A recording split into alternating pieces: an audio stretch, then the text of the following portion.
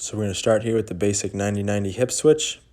You can see here, 90-degree angle on both knees. And here at the end ranges, I'm driving both knees into the ground. I'm pushing each knee into the ground here at these end ranges. And then I'm trying to create as much distance between the knees as possible.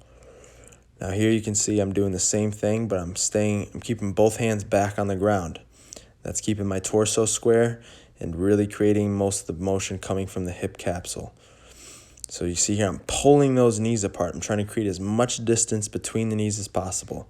Still driving them into the ground here at the end ranges, but now I'm going to peel one knee off the ground first, trying to get as much distance between them as I possibly can before I bring them back together and go to the other side.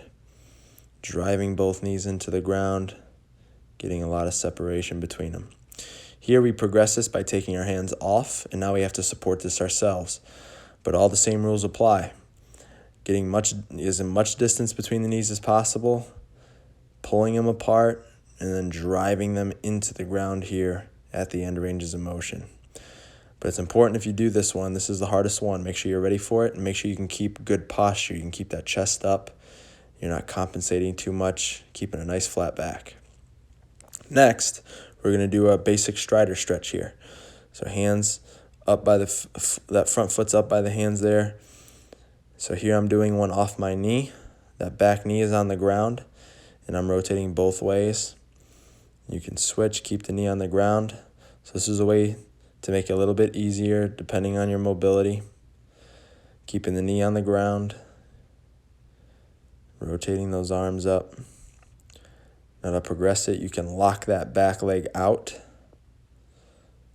Get a nice locked out knee and lock the hip out.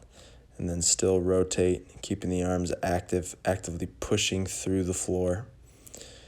Now we're keeping that back leg straight again, sinking the hips towards the floor, keeping the knee locked out, keeping that hip locked out, keeping that chest up, and rotating through that upper back with active shoulders.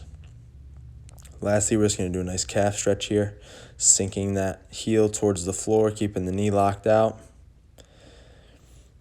And then another way you can stretch or stretching a different part of the ankle is by bending the knee.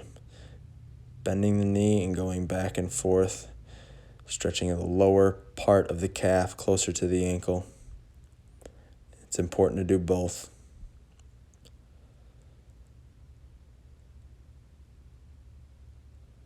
And then lastly, we finish our calf stretches with a few raises just to keep everything active.